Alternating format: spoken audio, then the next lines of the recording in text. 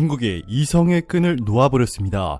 중국을 견제하기 위해 미국이 만든 인도태평양 경제 프레임워크 IPEF에 한국이 가입을 확정하자 중국이 한국에 전면전을 선포했습니다. 그동안 말로만 한국을 도발해왔던 중국이 갑자기 돌발 행동에 나섰는데요.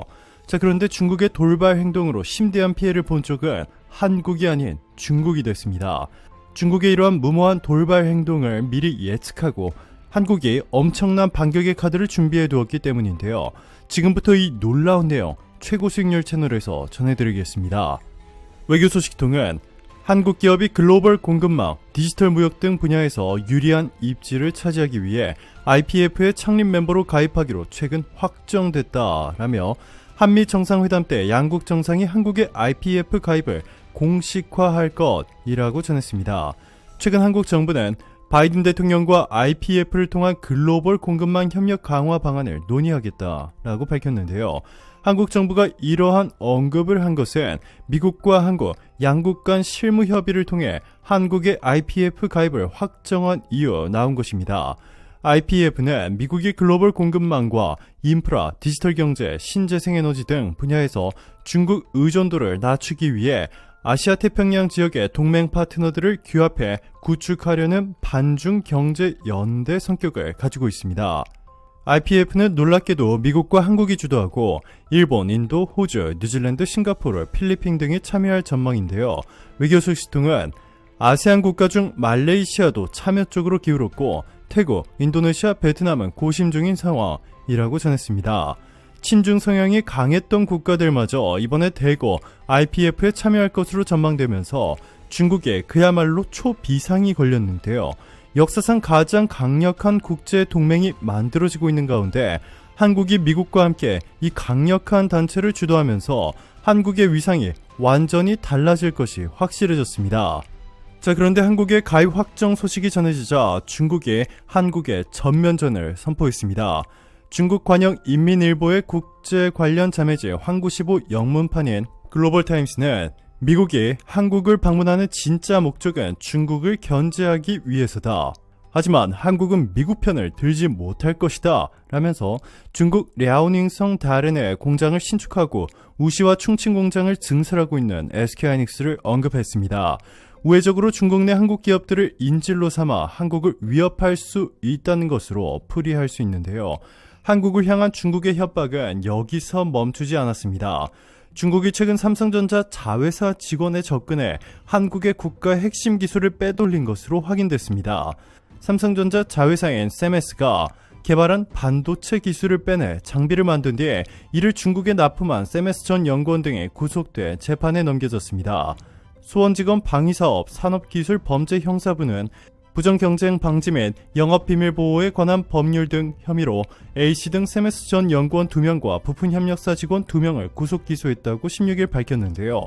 A씨 등 연구원 2명은 셈에스가 2018년 개발한 초임계 세정정비 제조 기술을 빼낸 혐의를 받고 있습니다. 이 기술은 부정경쟁방지법상 기업의 영업비밀이자 국가기밀사항으로 여겨질 만큼 매우 중요합니다. 초임계 세정 장비는 초임계, 액체와 기체를 구분할 수 없는 상태, 이산화탄소로 반도체 기판을 세정하는 설비로 기판 손상을 최소화하는 기술로 알려졌습니다.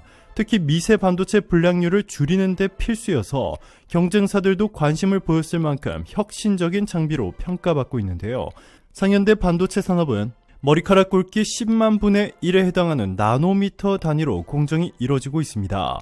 때문에 눈에 보이지 않을 정도로 미세한 입자 수준의 먼지나 오염물만 묻어도 수율에 치명적인 영향을 받습니다. 세정 장비는 이 같은 부정 변수를 제거해 불량률을 최소화하려는 핵심 장비라 할 수 있는데요. 과거에는 극도로 정제한 물인 초순수를 이용해 세정 작업을 했지만 이 과정에서 물이 튀어 반도체 회로를 훼손시키는 경우가 종종 발생했습니다. 이에 대한 대안으로 초임계 이산화탄소를 이용한 세정 장비가 고안됐는데요. 이 장비는 초임계 상태의 이산화탄소로 반도체 기판의 불순물을 제거해 회로에 미치는 영향을 최소화합니다. 오늘날 초임계 세정 장비는 삼성전자와 SK하이닉스의 10나노미터대 D램, 파운드리 공정에 투입되는 핵심 설비로 손꼽히고 있습니다. 지난해 산업통상자원부는 초임계 세정장비의 설계를 국가 핵심 기술로 지정했으며 관련 법령에 따라 국가적 차원에서 보호하고 관리 중입니다. 세메스는 1993년 설립된 반도체 장비 전문 기업으로 램 리서치, 도쿄 일렉트론 등 글로벌 경쟁 업체들을 제치고 세계 최초로 초임계 세정 장비를 상용화한 기업입니다. 삼성전자와 세메스는 개발 인력 전직을 금지하는 약정까지 맺은 것으로 알려졌습니다. 이처럼 높은 보안으로 도면 훔치기나 인력 빼가기가 어려워지자 이번에 중국은 새로운 수법을 동원했습니다. 부품 협력사들과 접촉해 공정 전체를 통째로 복사하다시피 한 것인데요. 국가 핵심 기술을 이렇게 충격적인 방법으로 대놓고 탈취해간 중국. 사실상 한국에 전면전을 선포한 것이나 마찬가지인데요. 중국은 적반하장으로 중국의 핵심 이익을 한국이 훼손한다 라며 중국의 핵심 이익을 존중하라 라고 한국의 압박 수위를 높이고 있습니다. 중국이 이렇게까지 한국에 무리한 도발을 해오고 있는 이유는 바로 얼마 남지 않은 중국의 20차 당대회 때문입니다. 시진핑 중국 국가주석은 이번 20차 당대회를 통해 장기 집권을 선포할 것으로 전해졌는데요. 중국 1대1로에 참여한 수많은 개발도상국들이 중국에 빚을 못 갚겠다 라고 폭탄 선언을 해버리는 바람에 중국의 1대1로는 한순간에 망해버렸습니다.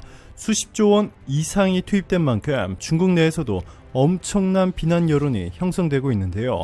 뿐만 아니라 세계에서 유일하게 제로 코로나 정책을 고수한 시진핑표 중국.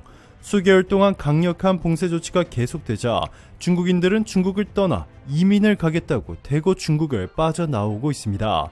18일 파이낸셜 타임스의 보도를 종합하면 중국 내 이민 알선 업체에는 지난달 28일 상하이 봉쇄 직후부터 문의 전화가 쇄도하고 있습니다. 봉쇄 직후부터 일주일 동안 중국 누리꾼들의 이민 관련 검색도 큰 폭으로 늘어났습니다. 캐나다 이민 조건 검색은 2846% 급증했고 어디로 출국하는 게 좋을까와 말레이시아 이민 방법을 묻는 검색도 각각 2455%와 2431%나 늘었습니다.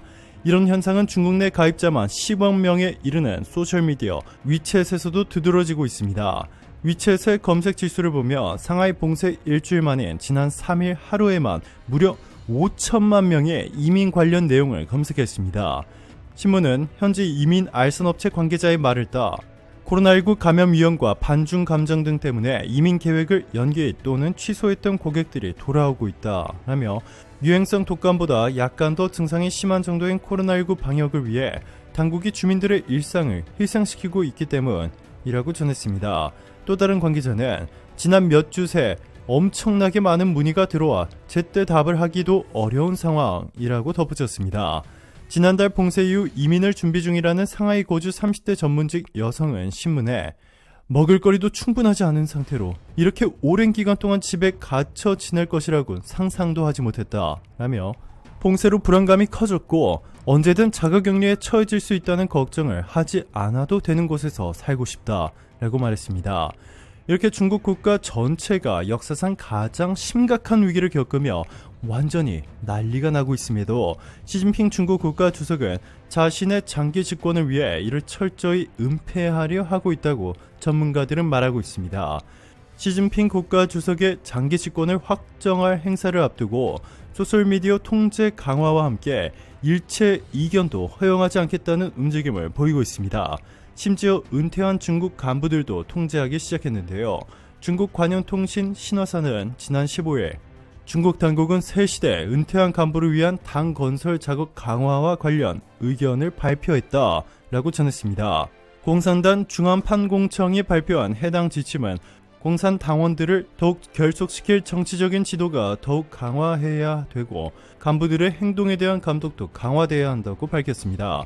또한 각급 당 위원회와 당 지도부는 은퇴 간부들이 발전을 위한 당 건설 작업에 1차적 책임을 져야 한다면서 은퇴한 간부와 당원은 당을 경청하고 따라야 하며 기율을 위반할 경우 엄히 다뤄져야 한다라고 했습니다. 해당 지침은 당 중앙위원회의 정책을 공개적으로 논하지 말고 정치적으로 부정적인 발언을 퍼뜨리지 말며 불법 사회단체 활동에 참여하지 말고 모든 종류의 잘못된 생각에 단호히 반대하고 저항하라 라고 요구했습니다. 이어 간부들에게 시진핑 신시대 중국 특색 사회주의 사상을 의식적으로 구현하라고 촉구했는데요. 광둥성의 은퇴한 간부는 새로운 지침은 중앙정책에 대해 논하는 전통이 있는 베이징의 관리들을 주로 겨냥한 것으로 생각한다며 이제 당원은 최고 지도자의 발언만을 공부하고 따를 수 있다. 비판이나 반대는 생각해서 안 되고 의심조차 해서 안 된다. 오로지 복종만 할 수 있다. 라고 말했습니다. 이에 미국 CIA는 중국 정보기관장이 시진핑 주석의 반기를 들었다라며 중국 고위직을 중심으로 쿠데타 조짐이 감지되고 있다는 충격적인 발표를 했는데요. 한국을 건드렸다가 이제는 중국인 수천만에서 최대 수억 명이 중국을 떠나 해외로 이민 가려고 하고 있는 가운데 쿠데타가 현실이 된다며 시진핑 국가 주석이 꿈꾸던 중국은 완전히 무너지게 됩니다. 오늘도 감사합니다. 최고로 멋진 하루 보내시길 바랄게요.